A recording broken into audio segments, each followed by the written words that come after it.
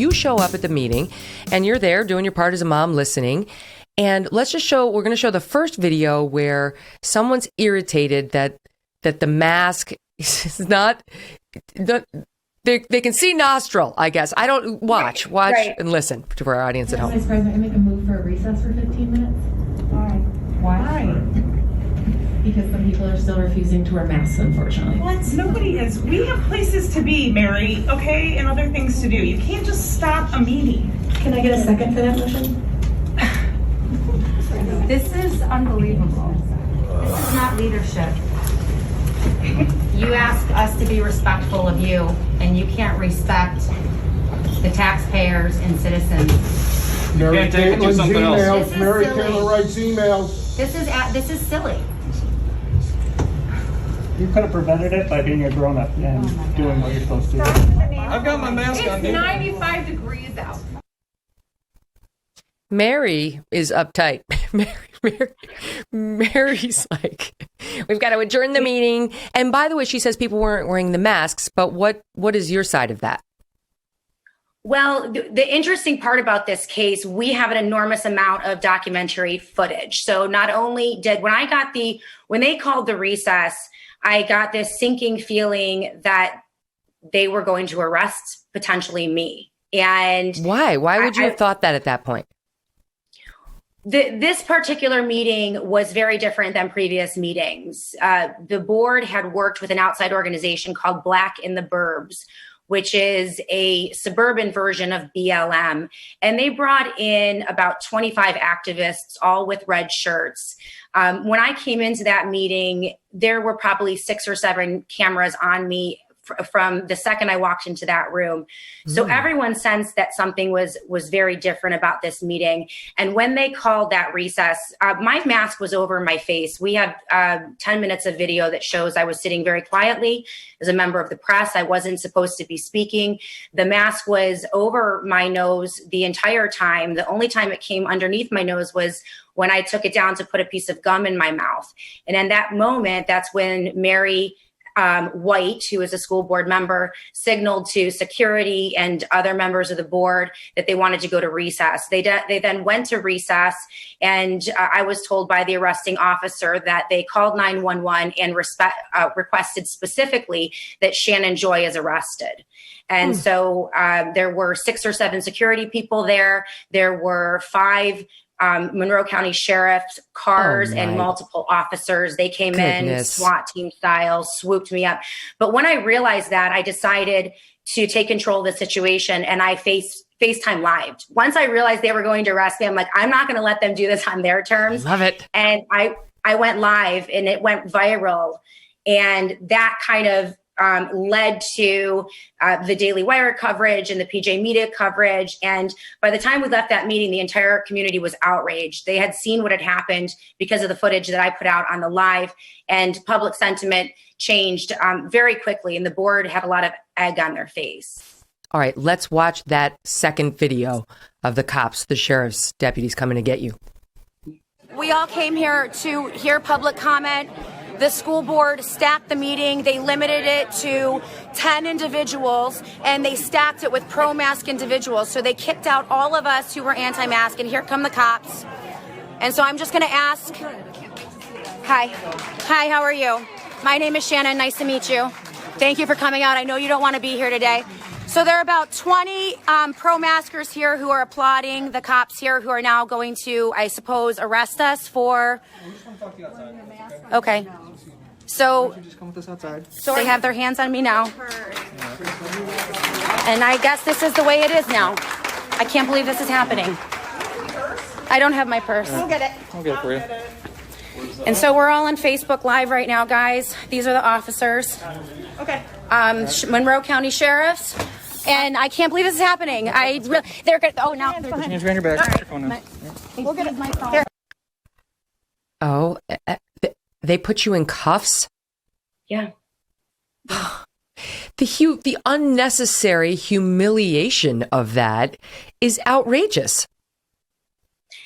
It's, I've been in my community for over a decade. I've never had a parking ticket. I've never been to jail. I'm an upstanding citizen. My husband is a psychologist, a doctor at a neighboring school. I have 3 kids in the community. And it was, when you say humiliating, it was one of the most uncomfortable situations that I have ever endured. And I'm glad that it happened because it exposed what these school boards are capable of. But it was terrifying, humiliating. The conversations I had to have that evening with my kids and my husband, my neighbors, it's divided a lot of our neighborhood, and it's a difficult battle. I mean, but I'm not going to back down. That's the thing. What they did was wrong. And this is why we are filing this federal lawsuit. I'm so blessed. The attorneys of Hogan Willig, Corey Hogan out of Buffalo, New York, they were with me, Megyn, from day one. They've never charged me a penny. They've represented me pro bono. This case was thrown out. The DA, Sandra Joy, Monroe County, when we went I was charged with trespass, which was a violation. And she sent one of her top prosecutors to that hearing. And the prosecutor asked the judge to throw out my case in the interest of justice. And the judge did. So we had a huge win in that situation. But Corey Hogan and my attorneys at Hogan Willig, we want to use this. We are so confident that we have a rock solid case and that we can win this. We want to fight for every parent in the United States of America. There have been arrests on the basis of trespass at school board meetings in Florida, California, Texas, and across the country. And we want to answer that question, and we want to do it with a lot of sunlight and a lot of transparency. And that's what we're willing to do. It's going to take about a year as we move through this process, but we're not going to back down.